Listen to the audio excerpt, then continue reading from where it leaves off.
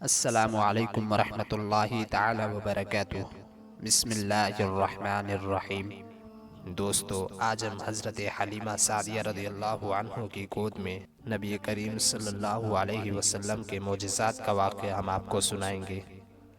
حضرت حلیمہ سعدیہ رضی اللہ عنہ کا بیان ہے کہ میں بنی سعد کی عورتوں کے ہمراہ دودھ پینے والے بچوں کی تلاش میں مکہ کو چلی۔ اس سال عرب میں بہت سخت کال پڑا ہوا تھا۔ میری گود میں ایک بچہ تھا، مگر فقر و فاقہ کی وجہ سے میری چھاتیوں میں اتنا دودھ نہ تھا جو اس کو کافی ہو سکے۔ رات بھر وہ بچہ بھوک سے تڑپتا اور روتا اور بلبلاتا رہتا تھا، اور ہم اس کی دلجوئی اور دلداری کے لیے تمام رات بیٹھ کر گزارتے تھے۔ ایک اونٹنی بھی ہمارے پاس تھی، مگر اس کے دودھ نہ تھا۔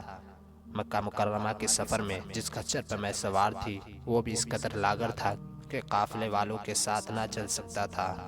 میرے ہمراہی بھی اس سے تنگ آ چکے تھے۔ بڑی بڑی مشکلوں سے یہ سفر طے ہوا۔ جب یہ قافلہ مکہ مکرمہ پہنچا تو جو عورت رسول کریم صلی اللہ علیہ وسلم کو دیکھتی اور یہ سنتی کہ یہ یتیم ہے، تو کوئی عورت آپ کو لینے کے لیے تیار نہیں ہوتی تھی، کیونکہ بچے کی یتیم ہونے کے سبب سے زیادہ انعام و اکرام ملنے کی امید نہیں تھی۔ ادھر حضرت حلیمہ سعدیہ رضی اللہ عنہا کی قسمت کا ستارہ ثریا سے زیادہ بلند اور چاند سے زیادہ روشن تھا۔ ان کے دودھ کی کمی ان کے لیے رحمت کے زیادتی کا باعث بن گئی، کیونکہ دودھ کم دیکھ کر کسی نے ان کو اپنا بچہ دینا گوارا نہ کیا۔ حضرت حلیمہ سعدیہ رضی اللہ عنہا نے اپنے شوہر حارث بن عبدالعزیٰ سے کہا کہ میں خالی ہاتھ واپس جاؤں، اس سے تو بہتر یہی ہے کہ میں اس یتیم ہی کو لے چلوں۔ شوہر نے اس کو منظور کر لیا، اور حضرت حلیمہ رضی اللہ عنہا اس طرح یتیم کو لے کر آئیں، جس سے صرف حضرت حلیمہ رضی اللہ عنہا اور حضرت آمنہ رضی اللہ عنہا ہی کے گھر نہیں، بلکہ کائنات عالم کے مشرق و مغرب میں اجالا ہونے والا تھا۔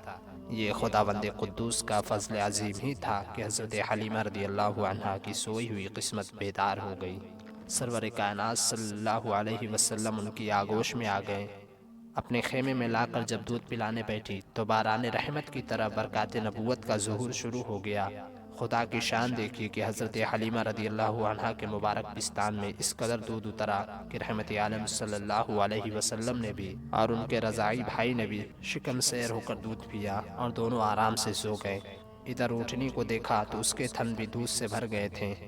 حضرت حلیمہ رضی اللہ عنہا کے شوہر نے اس کا دودھ دوہا، اور میاں بیوی دونوں نے خوب سیر ہو کر دودھ پیا، اور دونوں سکم شیر ہو کر رات بھر سکھ اور چین کی نیند سوئے۔ حضرت حلیمہ رضی اللہ عنہا کا شوہر رحمت عالم صلی اللہ علیہ وسلم کی یہ برکتیں دیکھ کر حیران رہ گیا، اور کہنے لگا کہ حلیمہ، تم تو بڑا ہی مبارک بچہ لائی ہو۔ حضرت حلیمہ رضی اللہ عنہا نے کہا، واقعی مجھے بھی یہی امید ہے کہ نہایت ہی بابرکت بچہ ہے اور خدا کی رحمت بن کر ہم کو ملا ہے، اور مجھے یہی توقع ہے کہ اب ہمارا گھر خیر و برکت سے بھر جائے گا۔ حضرت حلیمہ رضی اللہ عنہا فرماتی ہیں کہ اس کے بعد ہم رحمت عالم صلی اللہ علیہ وسلم کو اپنی گود میں لے کر مکہ مکرمہ سے اپنے گاؤں کی طرف روانہ ہوئے، تو میرا وہی خچر اب اس قدر تیز چلنے لگا کہ کسی کی سواری اس کے گرد کو نہیں پہنچتی تھی۔ قافلے کی عورتیں حیران ہو کر مجھ سے کہنے لگیں کہ اے حلیمہ، کیا یہ وہی خچر ہے جس پر تم سوار ہو کر آتی تھی، یا کوئی دوسرا تیز رفتار خچر تم نے خرید لیا ہے؟ الغرض ہم اپنے گھر پہنچے، وہاں سخت قحط پڑا ہوا تھا، تمام جانوروں کے تھن میں دودھ خشک ہو چکے تھے، لیکن میرے گھر میں قدم رکھتے ہی میری بکریوں کے تھن دودھ سے بھر گئے۔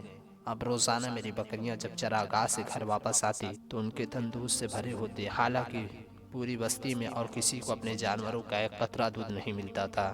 میرے قافلے والوں نے اپنے چرواہوں سے کہا کہ تم لوگ بھی اپنے جانوروں کو اسی جگہ چراؤ جہاں حلیمہ سعدیہ کے جانور چرتے ہیں۔ چنانچہ سب لوگ اسی چراگاہ میں اپنے مویشی چرانے لگے جہاں میری بکریاں چرتی تھی، مگر یہاں تو چراگاہ اور جنگل کا کوئی عمل دخل ہی نہیں تھا۔ یہ تو رحمت عالم صلی اللہ علیہ وسلم کے برکت نبوت کا فیض تھا، جس کو میں اور میرے شوہر کے سوا میری قوم کا کوئی شخص نہیں سمجھتا تھا۔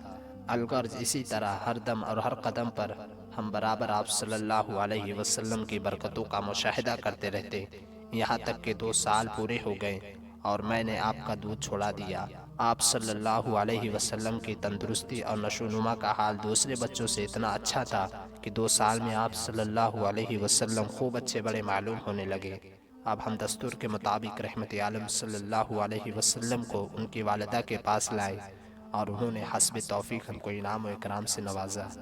وہ قاعدے کے مطابق اب ہم رحمت عالم صلی اللہ علیہ وسلم کو اپنے پاس رکھنے کا کوئی حق نہیں تھا، مگر آپ صلی اللہ علیہ وسلم کی برکت نبوت کی وجہ سے ایک لمحہ کے لیے بھی ہم آپ صلی اللہ علیہ وسلم کی جدائی گوارا نہیں تھی۔ عجیب اتفاق کہ اس سال مکہ معظمہ میں وبائی بیماری پھیلی ہوئی تھی، چنانچہ ہم نے ان وبائی بیماری کا بہانہ کر کے حضرت بی بی آمنہ رضی اللہ عنہا کو رضامند کر لیا، اور پھر ہم رحمت عالم صلی اللہ علیہ وسلم واپس اپنے گھر لائے، اور پھر ہمارا مکان رحمتوں اور برکتوں کا کان بن گیا، اور آپ ہمارے پاس نہایت خوش و خرم رہنے لگے۔ جب آپ صلی اللہ علیہ وسلم کچھ بڑے ہوئے تو گھر سے باہر نکلتے اور دوسرے لڑکوں کو کھیلتے ہوئے دیکھتے، مگر خود ہمیشہ ہر قسم کے کھیل کود سے علیحدہ رہتے۔ ایک روز مجھ سے کہنے لگے کہ اماں جان، میرے دوسرے بھائی بہن دن بھر نظر نہیں آتے، یہ لوگ ہمیشہ صبح کو اٹھ کر روزانہ کہاں چلے جاتے ہیں؟ میں نے کہا کہ یہ لوگ بکریاں چرانے چلے جاتے ہیں۔ یہ سن کر آپ نے فرمایا، مادر مہربان، آپ مجھے بھی میرے بھائی بہنوں کے ساتھ بھیجا کیجیے۔ چنانچہ آپ صلی اللہ علیہ وسلم کے اصرار سے مجبور ہو کر آپ کو حضرت حلیمہ رضی اللہ عنہ نے اپنے بچوں کے ساتھ چراگاہ جانے کی اجازت دے دی، اور آپ روزانہ جہاں حضرت حلیمہ رضی اللہ عنہا کی بکریاں چرتی تھی تشریف لے جاتے رہے، اور بکریاں چراگاہوں میں لے جا کر ان کی دیکھ بھال کرنا، جو تمام انبیاء اور رسول صلی اللہ علیہ وسلم کی سنت ہے، آپ نے اپنے عمل سے بچپن ہی میں اپنی ایک خصلت نبوت کا اظہار فرما دیا۔